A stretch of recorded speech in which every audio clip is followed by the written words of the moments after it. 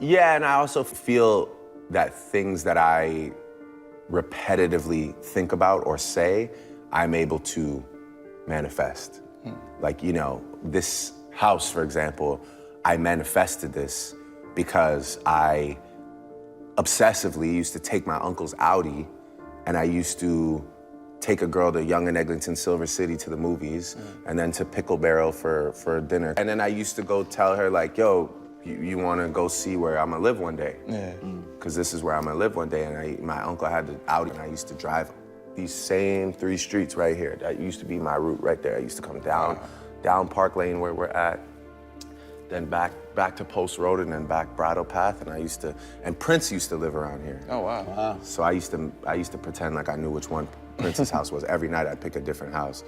While you're on the journey, you have to disconnect from the end goal, you know? Because if you're just focused on some end goal, then you might get there, but it'll be hard to progress past that because you're so focused on that one destination that it's like, you know, you maybe forget everything in between, and maybe you could have done more in between. He always told me, like, just be here right now, live right now, and do the best you can right now. Don't worry about what that end goal is. It's great to have goals, it's great to have dreams, but it's just like you get too attached to it, and sometimes it could be a self-destructive thing. So, I mean, I just kind of try and progress as much as I can. Why do you care so much about success? Have you figured that out? I'm just addicted to it. Why? I think that I've sacrificed so much for it already and dedicated so much of my time that I have to push it as far as I possibly can, because I've given up a lot of years as far as maybe like nurturing like personal relationships go, and you know, trying to build things like a family or a relationship, or I don't do any of that. I just kind of work. At this point in my life, I'm okay with that. You know, as you receive things in life, money, blessings, whatever, your appetite begins to grow, right? So it's like if I give you $1 million tomorrow, you're gonna learn what it's like to have $1 million, and then you're gonna start being around people that have $10 million or $100 million. Yeah. You're gonna learn that there's other things that you can't get with $1 million. Right. So your appetite grows, and I think the initial visions that I had for myself just kind of manifest. The feeling I get when I'm out in the world is one of respect. I think that my career has a lot of integrity, and I think I'm very excited about that, because I think I could have let that drop a bunch of times. And I also think one of my biggest accomplishments is the fact that I didn't let this massive, massive change in my life destroy me, you know? I still don't do drugs, you know, I drink, but even if I drink every day, I don't drink to black out, I don't drink to escape my sadness, I don't drink to the point that it affects my family or my career. I think I'm just happy that I'm still intact. You know, that's my biggest accomplishment. I made a lot of money. You know, did a lot of things, been a lot of places, had a lot of opportunities to f this up and didn't. And, you know, I could be at dinner with my mom and still hear her say, like, you know, I'm proud, you're still you, you're in there, you know? I'm looking at you, you're there, it's you. It's not like a shell of who you used to be or something like that, you know? I love my space, I love my work, and I love my routine.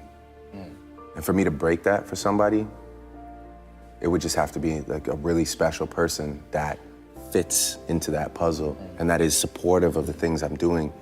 Have to be somebody that has taste in music. It'd have to be somebody that I get along with so much to the point that when we're separate, I'm feeling like I can't function properly without their presence. I'm really self-conscious about my music, and even if I do a good job, I always wonder, you know, how I could have done it better. I rarely celebrate anything, and just for anyone watching this that's wondering how this happened, you know, that's really the answer. It's being so unsure how you're getting it done that you just kind of keep going in the hopes of figuring out the formula. Just feeling so lucky and blessed that the fear of losing it keeps you up at night. I didn't really write a grandiose speech about how to make it work or what it took, because, you know, to be really honest with you, I don't quite understand it myself. I know that I've spent an incalculable amount of hours trying to analyze all the things I did wrong. You know, when I made a choice to start singing, it was because of something that my father had told me, which was, you know, there's no rapper out there that sings and raps and does it well, does both things well. And he's like, in order to be successful, you're gonna need something other than just what everyone else is doing. Twitter isn't real, by the way.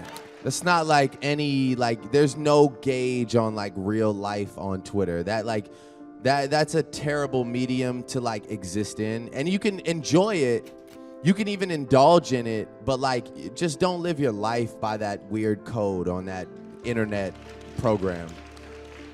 So if there's something for you to express, it has to be your own thing. Like, I don't know what you like to do. Maybe you like to like do yo-yos, and yo-yo is your self-expression. Weird example. Yo-yo game. But hey, maybe it's like painting. Maybe it's making clothing. Like, I'm not sure what it is.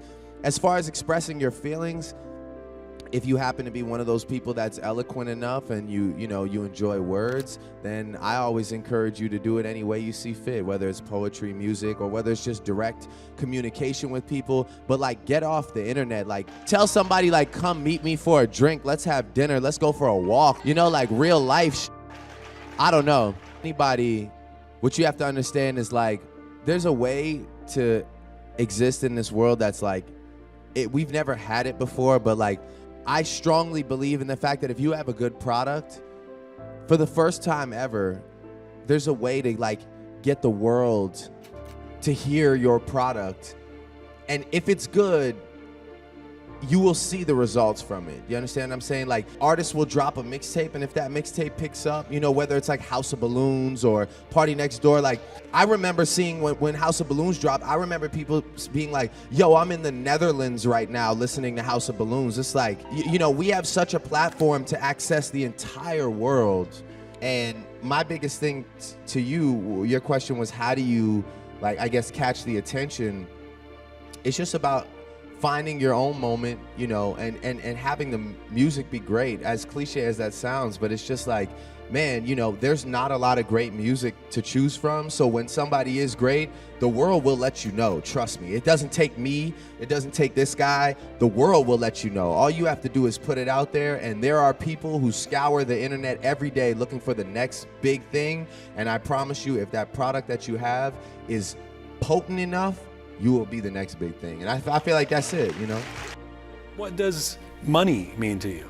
Well, I think less than the dollar value, it's just more about the idea of growth and business mindset too. You know, 25 million at the time seemed crazy to me, but when you start becoming a headlining touring act and, you know, brands want to get involved with you and you can go do private events and whatnot, it's, you know, you're capable of making it. And now I want to, you know, for sure, obviously keep touring, keep making music, but now I see that there's other ways, as far as like, you know, this global ambassador thing, as far as maybe starting, I want to invent something. I want to start a company. I want to do something that has maybe nothing to do with music. Well, why do you care so much about success? Have you figured that out? Well, I don't want to be number two. I think that would be a weird thing to sit here and say, or I don't care, you know, I want to make this city proud, you know, that's a main reason for me. And number one, it takes a while to even become that. I don't even know what number, it's like number, I hate numbers, by the way, you know. I like to say I just want to win, you know.